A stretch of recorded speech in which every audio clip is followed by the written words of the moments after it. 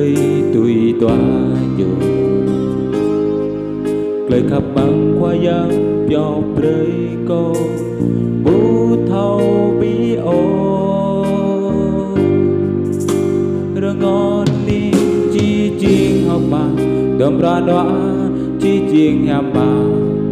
lời khắp bằng qua giang cho rơi lời đạo dù lời khắp bằng qua giang cho rơi cô rơi có lời tùy tòa dù lời khắp bằng qua giang cho rơi cô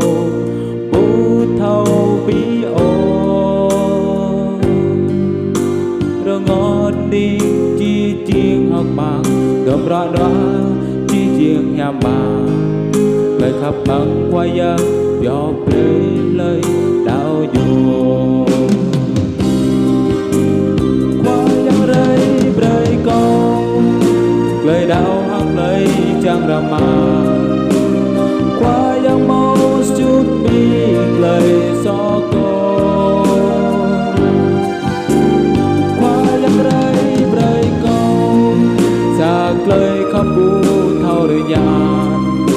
qua giang mau đây dọc liếc lấy tiếp con chiếc lời khắp qua giang rong cầu bu thâu chiếc lời khắp qua giang rong cầu ắt bu thâu qua kiến Giêsu vô làm tiếc lời gió câu chiếc lời khắp qua giang rong lời tôi hót muốn và cầu gió qua giang mau đây cầu lo ra đoan và khắp thơ cơ nhu rai bơ đai cho con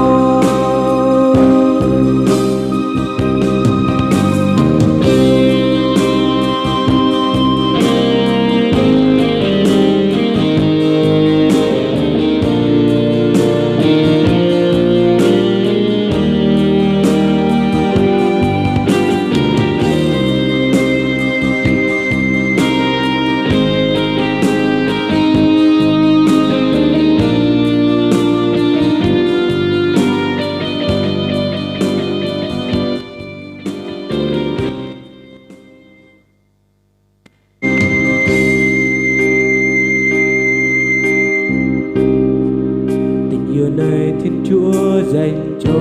tôi, cho những ai tìm kiếm Ngài. Tình yêu này Thiên Chúa dành cho tôi mãi không đổi thay. Nước mắt sẽ nên vui mừng, ngoài đau đớn sẽ nên an lành. Tình yêu này Thiên Chúa dành cho ai tin Ngài.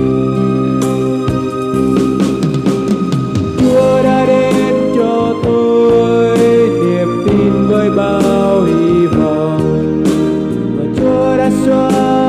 bao tội lỗi tôi.